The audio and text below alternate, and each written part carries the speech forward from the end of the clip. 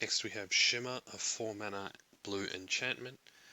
And what it does is you choose a land type, and those land types gain phasing. So it struggles to be a strong card because it's a 4 mana enchantment, and then it takes some time for it to get rolling, and the end result isn't at all that punishing, really. But it's more of a nuisance card. I can see it being fun to play in multiplayer games, but in terms of being a combo card or winning the game, it's not going to do that. It's just going to, change the tempo of the game. Um, for that reason, I don't think it's worth a lot of money. Don't think it's ever going to be worth a lot of money, but it's just something fun. Next, we have Shulk Embringer, 7 mana, so it's 5 colorless, 2 black for a 5/5 flying. It was good for its time. Now it's pretty bad. And then it can't attack if there are other creatures in play. And during your upkeep, you lose 3 life. And then you can tap it to remove a creature from the game and put a +1/+1 counter. Um, all up, it's pretty bad. Uh, it's a weak card to play on face value.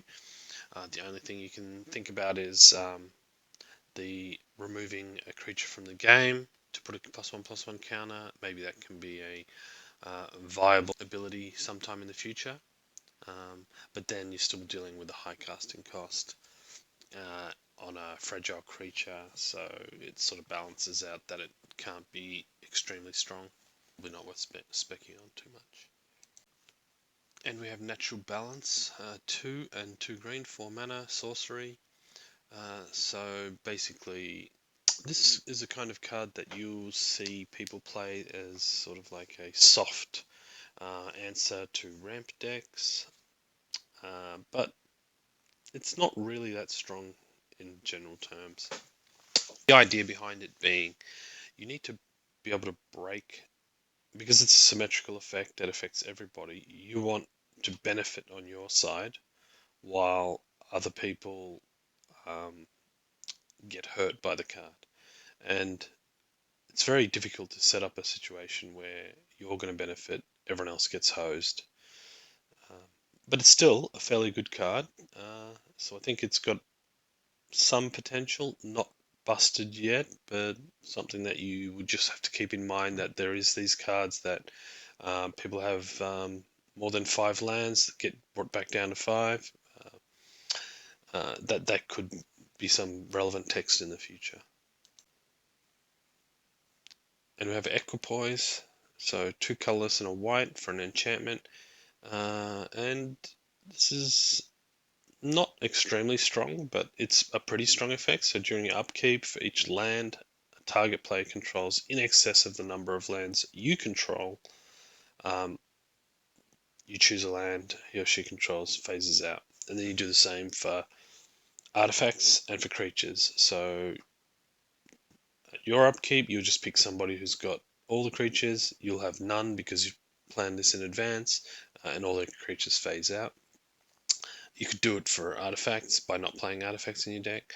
Um, but the problem is phasing out for your turn, but then when it gets back to their turn, it's going to phase in. So the reality is you're not crippling anybody, you're just being a nuisance. And I'm not sure if that card is strong enough to demand a high price, because it's not something a lot of people are going to play in their decks. So this one's a bit iffy. I probably would stay away. Quirion Druid, so 3 mana 1/2 creature. You pay a green, tap it, target land becomes a 2/2 green creature permanently. It still counts as a land. So this card is actually got a positive ability.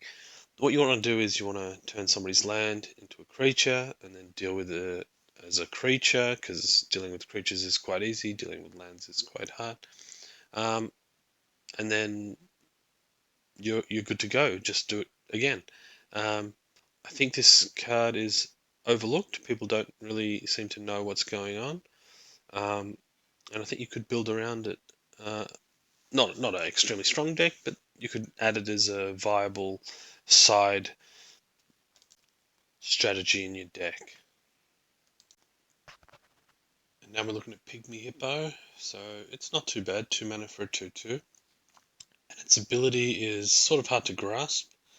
If it attacks and isn't blocked, you may choose to have it deal no damage. And then the defending player has to tap, and all their mana is taken from their untapped lands. And after combat, you get that amount in colorless mana. Now, the problem here is the opponent can just react to it, right? But even if they do, they end up being in a position where they're unable to react or respond in your second main phase. And they can't, obviously they don't have the mana to be reactive on your turn. So this is actually useful.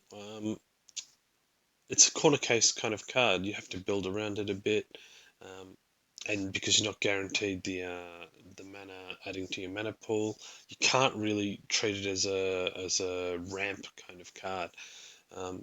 But all in all, I think it's a lot better than people think it is. I think it's semi-viable.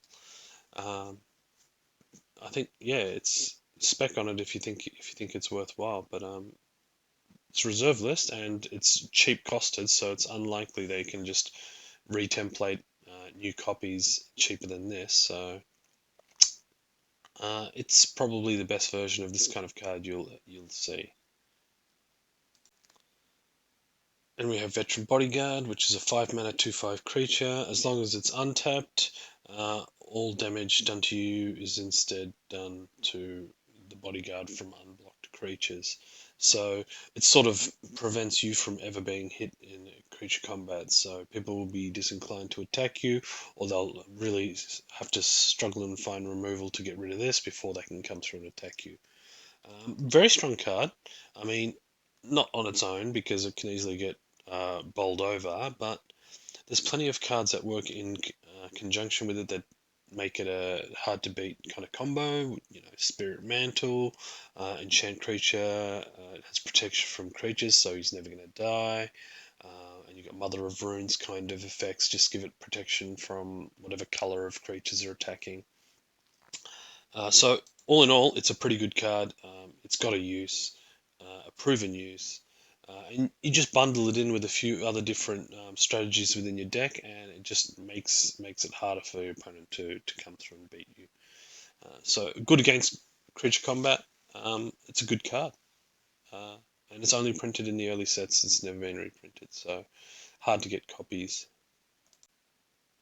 It's not strong enough for vintage legacy play, but it's a good casual card. So it's got the upper end is quite low.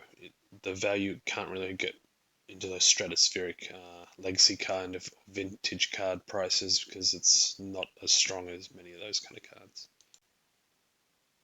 Okay, Energy Bolt, sort of like a early version of the Lightning Helix. I think the effect has been done many times. It's not particularly interesting. It's not super cool. Uh, I don't think it's got a use case, so specking on it is maybe not the best idea. Okay, we have Teferi's Realm, 3 mana enchantment, and at the beginning of each player's upkeep, player chooses artifacts, creatures, lands, or global enchantments, and all cards of that type phase out. So it's another one of these nuisance cards. It's a pretty strong one. It just keeps going around and around. But of course, your opponent gets to choose the one that they want to least affect them. So, or they can just hose you. So it's got a double-edged sword kind of thing going on. I don't think it can really be busted. Maybe if phasing out one type of card can lead you to a win instantaneously, that's good. So maybe we should think about, that the card should have a higher monetary value than what it is right now. But very hard to think about speccing on it. You've got to know that it's going to be in demand, and I don't see anything driving the demand at this time. Balduvian Trading Post. Okay, there's a cycle of these alliances lands. So one of the parts of it is that you sacrifice a mountain when you put it into play, and then it comes up with an additional residual ability other than adding the mana. And the mana that it does add, it adds an additional mana, so you get tap it, you get colorless and a red to make up for the land that you sacrificed. I think it's mediocre. I don't know where these alliances lands can find a home, but you've got to keep them all in mind because one day there could be something that triggers a run on all these cards, and then you want to be prepared for that. Okay, we have Harbinger of the Night. During your upkeep, put a -1/-1 counter on each creature, and he's a 4 mana 2/3. So this is actually a pretty good card. Left alone to do its thing, it'll just keep piling -1/-1 counters on creatures, and if you can find a way to put a +1/+1 counter on him, the -1/-1 counters won't kill him. So it's pretty good. It's okay. It's not super strong. It's not game bending, but I think um, for certain play styles against creature decks, it's actually very strong. So I'd keep an eye on it. I'm tempted to maybe have a copy just in reserve. Uh, Obviously, if you're collecting Mirage sets, you should get a copy as well. Okay, you got Lure of Prey, 4 mana, instant. If opponent casts a creature, you get to put a green creature from your hand into play. Very strong. You just put a massive green creature that with a mana cost more than 4 and you're already ahead. I think this card is pretty good. It's got a future. The chances of them printing something similar is pretty high.